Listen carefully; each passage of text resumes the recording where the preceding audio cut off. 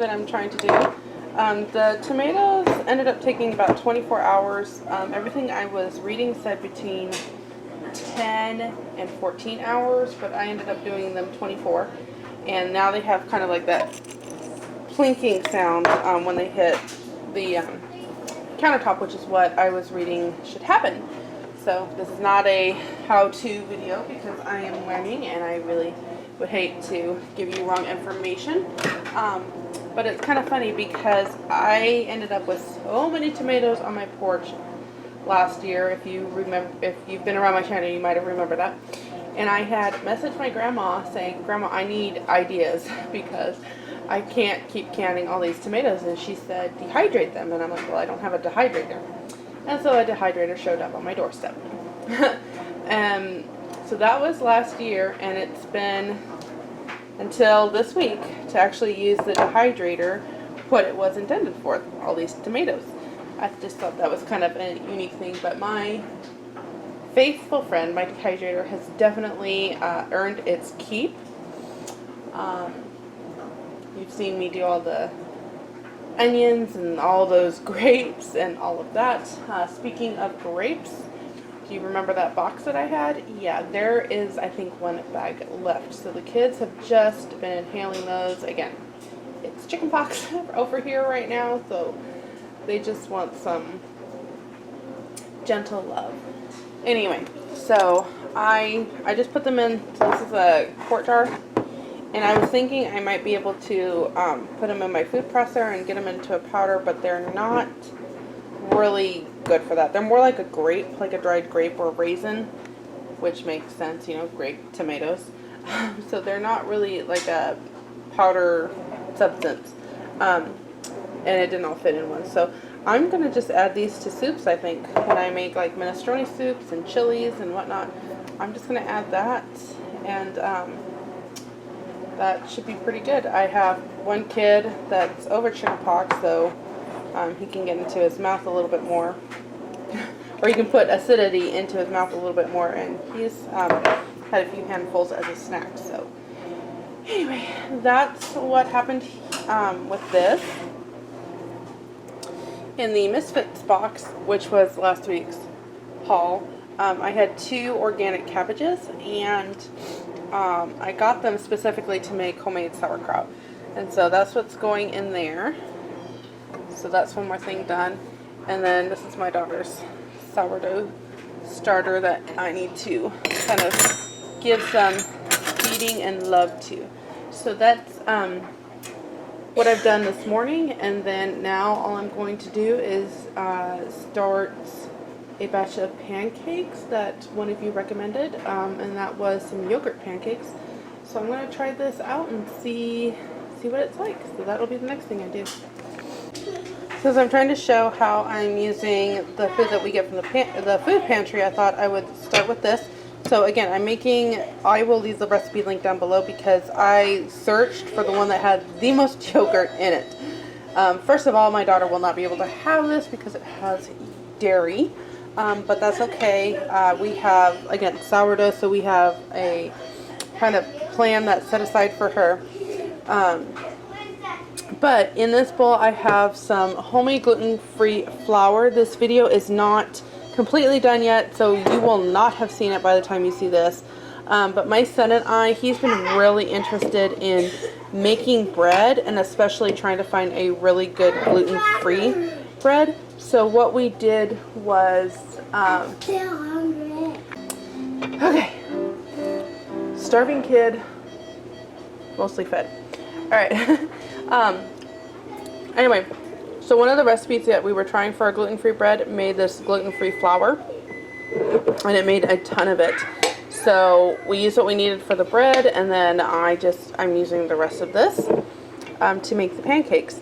And as I was preparing everything, I'm like, I wonder if I have any lemons, because this just has a perfect base for lemon poppy seed pancakes.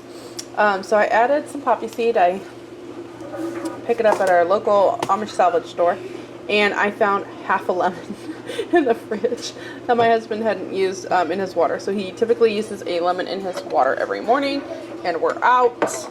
And a friend of mine picked some up for me at Sam's Club, so I have them, but I don't have them because, well, you know, we're sick and she's trying to keep her distance.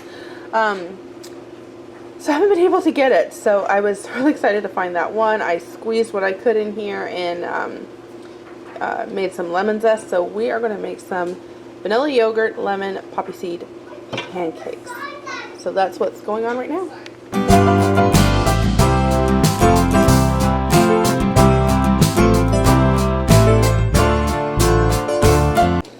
Well, this is the second batch of pancakes that I'm making. This one does not have, obviously, lemon pepper because I only had the one lemon.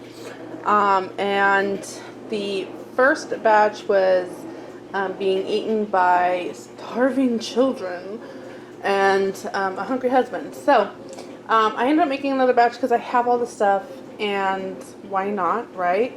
So this will just kind of go into the fridge. Usually for Saturdays I try to, well, not usually, let's be real, but Saturdays, if we're going to do pancakes, I try to do that on a Saturday, and so these will just all be ready for that. They're pretty good. They taste like a pancake. So we will do that. I do have the first batch in the freezer right now. I just portioned out 15, and that will give everybody 3 each, and I might put another 4 in there from this one. I don't know, we'll see. And that would give my husband and I 2 each, since we tend to not eat as many pancakes. So yeah, 2 batches of pancakes made and 1 batch for the freezer.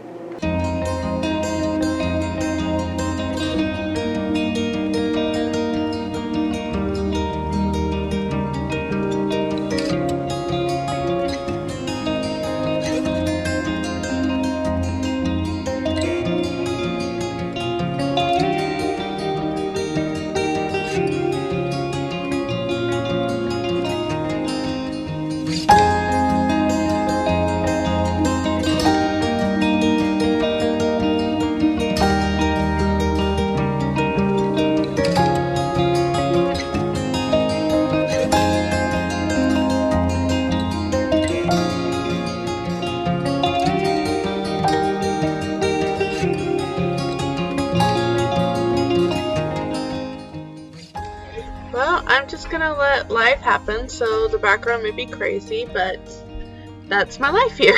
So right now I am making some homemade laundry detergent. So this is our second batch of doing it, and this time I decided to use all of the ingredients that I have for this. So this is a 3-ingredient recipe. I took it from Rain Country Homestead. So I will leave that link down below so you can check it out. And so far it's worked okay for our family. What I add to it is lemon essential oils because my husband does like scent in his laundry. So I'm using the lemon essential oils, and that just kind of gives it a very light but clean scent. So with my salt, I was able to do 2.5 batches. So that is my first tub of salt. I did have my husband pick up a second one, and the second one must have been a smaller container because it only gave me 2 cups of salt. So I'm not understanding what that is, but these measurements were what I needed for all of this to work. So for a full box, a 4-pound box of baking soda, and then the washing detergent, to completely use those up, I needed 2 tubs of salt. Okay, so I just wanted to point that out. I started keeping tab of when we started using this laundry detergent, and then we'll see what it takes when we end. And then here is the cost that I calculated.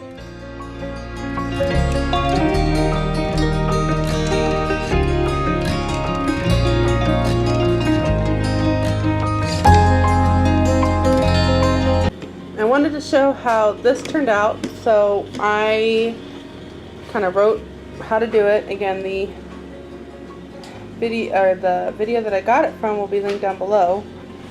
and I dated it with how many batches I made. So on this one I just followed the Rain Country Homesteads things, but I'm trying to kind of like calculate all of the parts and whatnot. I tried to come up with a thing on the side that shows how many I have, but anyway, I want to see how long this will last.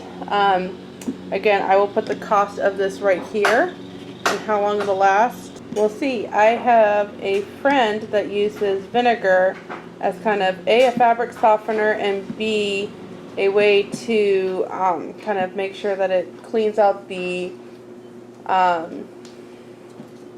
washing machine, so it's hardness. So I want to see how long this will last and cost effective. I was trying to talk about vinegar. Anyway, my husband despises the smell of vinegar. So I will not be using that, but that is something that I did want to mention here. Using vinegar can help soften the clothes, help make sure that your washer machine stays kind of cleaned out.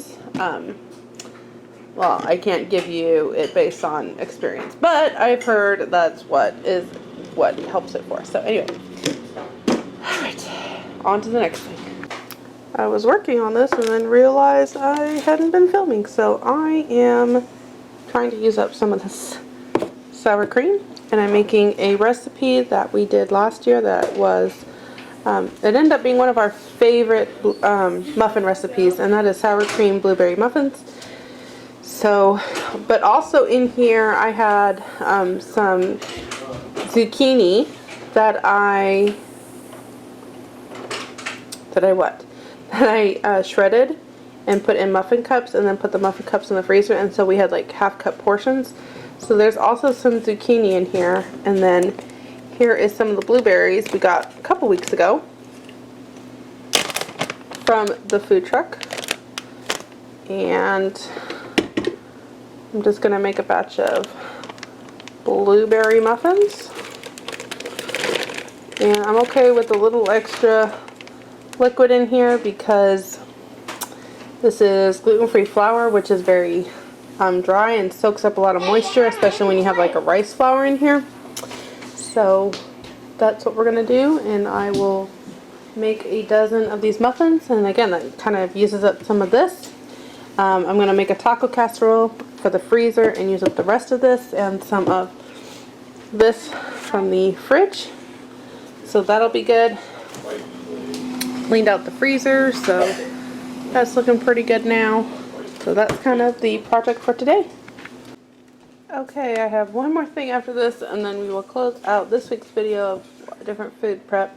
But I was going to put this in the freezer. This is a taco casserole, so you use macaroni noodles and all that fun stuff.